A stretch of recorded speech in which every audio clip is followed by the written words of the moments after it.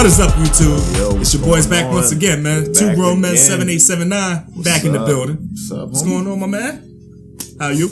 All right, as always. As you know always. What I mean? I think we should switch it up a little bit. You know what I mean? Yep. Like we all, the name of the channel was Two Grown Men. We primarily game, you know what I mean? And that's the thing. It's funny, you know what I mean? It's all good and fun. But, we pay attention to real stuff too. Absolutely. You know what I mean? Absolutely. And recently, over the years, last couple of years, like the big thing that's been sticking with me is all of these like police brutalities. Right. You know what I mean? These police shooting unarmed people. And the biggest thing about it is just like there's just no repercussion whatsoever. Right. You know what I mean? Paid vacation. Yeah, that's it. Administrative leave. Yeah, you want administrative leave, you want to go home with pay. Yeah. You know what I mean? Shoot a black man. Like it's crazy. And you scared, whatever it is, what it is. You know what I mean? Somebody put their hand in a certain spot, move somewhere, your nerves is crazy, and you pull out your gun and start shooting. I don't think you should be a police officer. Right. You know what I mean? Just in general. That's a big burden. That's a big responsibility. Right. No. It's a huge responsibility, and don't get us wrong, we're not sensitive. We're not insensitive to the fact that, it's a dangerous job. It's definitely a dangerous job. These guys do have families. It's not a knock on police as a whole. No. It's just a knock on those that are just, to be frank with you, are just incapable of doing this type of job. You know what I mean? Like, you don't sign up for a stressful job when you can't handle stress. You know what I mean? You don't sign up for a job knowing that they plainly tell you that the job, there's dangers of the job, right, and you're not ready to face those dangers with a level head. You know what I mean? Then right, you're incapable of doing this job. And that's, like I said, that's a big important job. Even simple stuff, they tell you like, okay, you work at FedEx, you need to be able to lift a box that weighs 40 pounds. Right. You can't right. lift 40 pounds. You can't work at FedEx. You can't be that driver. You can't deliver that stuff.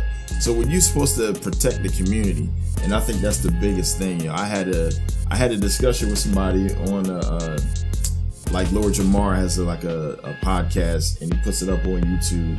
And they were talking about police brutality and stuff. And I left a comment on there, and this guy, he was from Newark, as a matter of fact. We were going back and forth, and I felt like if you're going to be a police officer, you should be from that community that you're policing. Absolutely. You know what I mean? I think that would make a drastic difference. I could have sworn it was like that already. You know what I mean? I know it was like that when I was a kid, because actually that was my plan. Like when I was 18, like before I went to the army, I was like, I want to be a cop. And it was like, well, you had to be 21. You know what I mean? And that was exactly why I signed up for 3 years in the army. It was perfect. I was like, all right, I might as well go, get some training, learn some stuff. What I'm going to do for 3 years? I'm not going to just sit around at home. Right. You know what I mean? And that was part of the thing. It was like you had to show proof of address. You had to show that you lived. I had to show that I lived in Camden in order for me to be a cop in Camden. Right. And that's like not the case anymore. So you got somebody that lives in Manalapan, New Jersey, and they end up having to police Camden, and they don't be around these type of people. Like, how are they going to effectively protect that community? Right. They don't know anybody. Right. They don't know anybody. There's no personal connection to anybody. Everybody that they come across is a potential threat. You know what I mean? And that's how they look at everybody. Yeah. So if anything sideways happens, their first reaction is to just gun somebody down. You know what I mean? Is to protect themselves, which that's not your job. Your job is to protect the neighborhood. And they even got it on the car. Right. To protect and serve the people of the neighborhood. You know what I mean? That's your job. Like, not to, not to kill the community. Treat everybody like threats. You know what I mean? Like, not everybody's a threat. It's crazy, yo. You know what else? Like, I felt like that when I got to Afghanistan. And it perfectly matches up. I felt like when we were getting off the plane and we landed in Afghanistan, I'm like, if I see anybody with a turban on, I see anybody dressed a certain type of way, they're a terrorist. It's the same mentality. They were terrorists. And the reason why I felt like that is because what I saw on CNN, you know what I'm saying, what I saw on Fox, what I saw on TV, what I saw on the internet before we got there. Right. And once we got there, it was totally the opposite. Right. You know what I mean? It was almost like no different from here. You know what I mean? You had a whole bunch of good people that were happy that we were there, people that were happy to see us, and you had your group of hoodlums that was just starting bullshit. Right. You know what I'm saying? Like, you had this extremist group that was, you know, no bigger than probably the KKK was over here. You know what I mean? The same type of stuff. What we were talking about, you know, you should know the community and stuff, know the neighborhood that you're policing. You know, The Wire is my favorite show. Right. Nobody can convince me that The Wire is not the best TV show ever made. Nobody can convince me otherwise. Damn good television. And what was crazy, this is about a decade ago. There was a scene in there, and when I watched this scene, I thought it was cool. But now, looking at it, it has such more of an impact. Is absolutely phenomenal. It was from the 4th season, like the first episode of the 4th season, where a cop rolls up on the corner, and the interaction that he has with him is just incredible. And I feel like if that is how more police officers were, we wouldn't have unarmed people getting killed. Right. You know what I mean? Like, we just wouldn't have it. Yo, Popo, man, Popo, shut it down.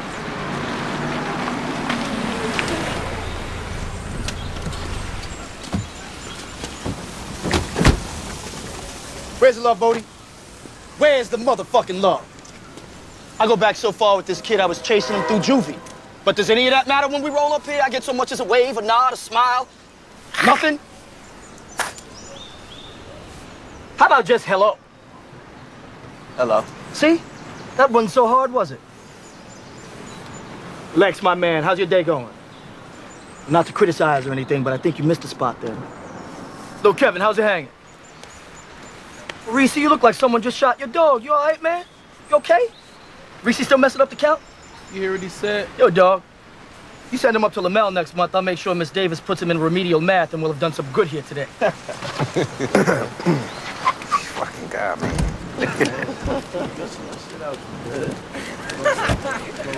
Everything good?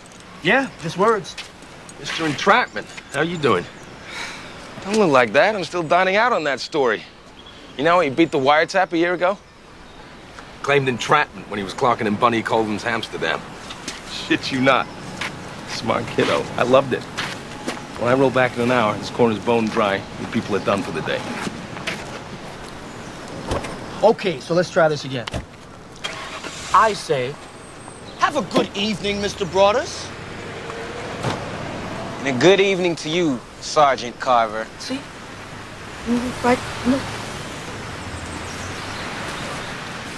And a very good evening to you, Officer Colicchio. Fuck yourself with a 40 shit breath. What the fuck was all that about? Can't bust every head, Tony. I can't. Bust every head, who you gonna talk to when the shit happens?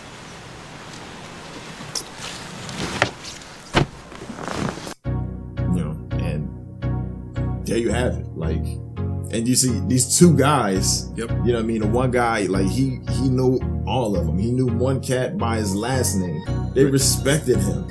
You know what I mean? Like, they was quiet. They just, you know what I mean? Right. They might not have liked the fact that he was a cop. You know what I mean? Right. And could take them down at any minute. Right. But there was an equal show of respect. Right. They know, like, okay, we out here. They know what they doing. They shouldn't be doing. Right. And for the most part, they don't want to be doing it. They're in a situation where almost like they feel like they have to. You know what I'm saying? I lived in Baltimore. Like, it's just like any other hood. It's worse.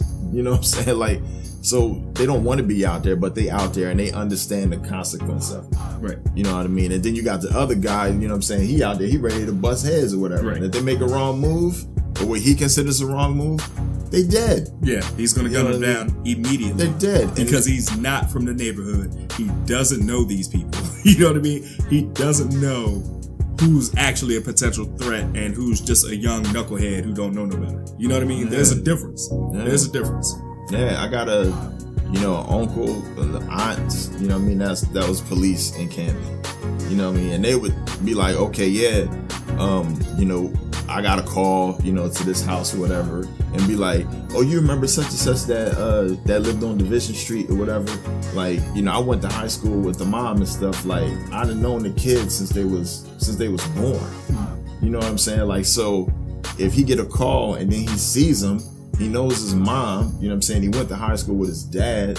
He already knows the situation that they're in. Right. Financially and everything, he knows. Right. So it's like, what you doing out here? You know we gonna lock you up. You know what I'm saying? And that's the end of it. Right. You know what I'm saying? If somebody's running, whatever, like, I can't think of a time where Camden police like just straight shot some dude down and he was unarmed. Even in Philly, you turn on the news every morning somebody getting killed, somebody getting shot, whatever. You don't hear the Philly police shooting and killing unarmed people. You only hear it in like these, you know, in the middle of nowhere, these towns where, you know, it's a small population. You know what I mean? Like I said, these white cops that don't live in the neighborhood that's doing all of the shootings. Like, it's just, I don't know, man. But I think that would be the easiest way. Yeah, you know, I definitely agree. To get it down.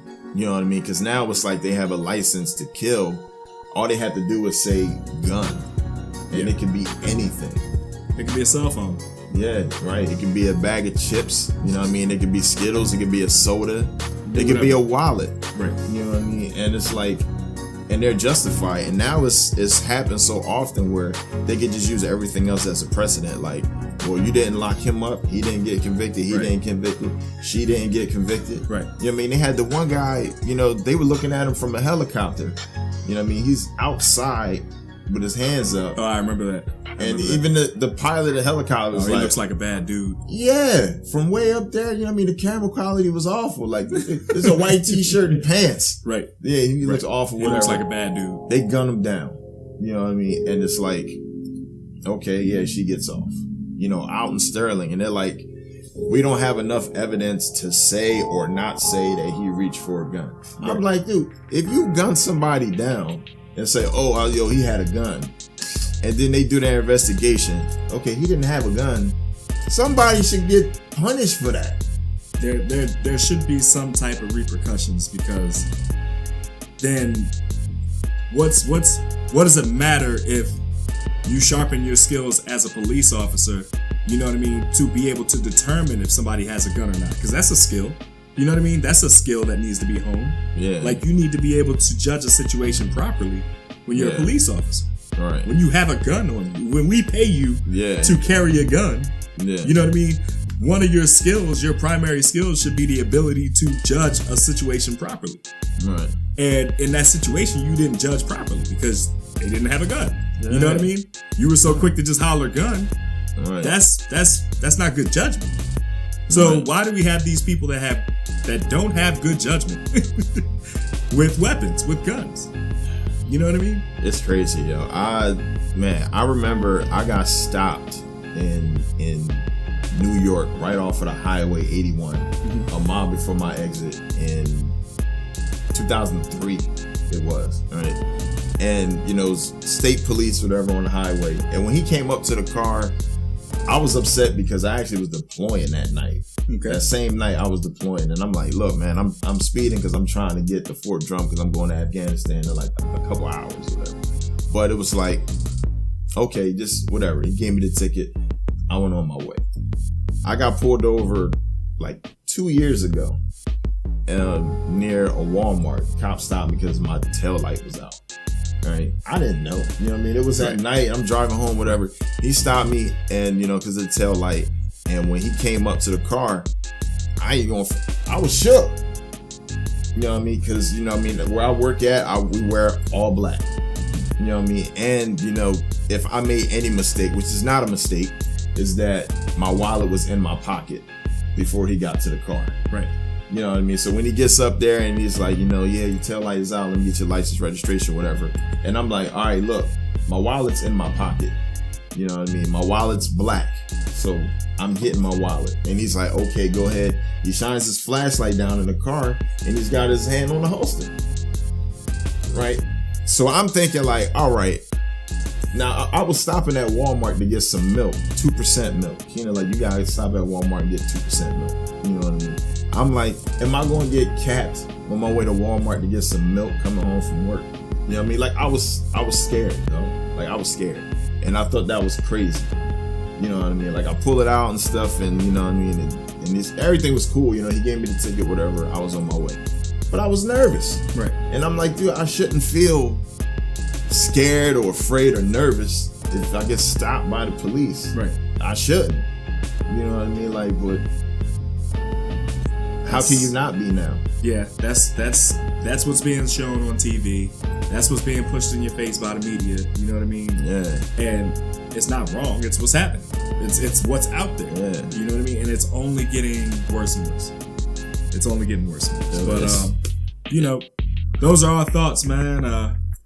Tell us how y'all feel about what y'all think, man. I know it's sensitive, and like I said, we usually, we just having fun and gaming and stuff. We definitely, still gonna be doing that.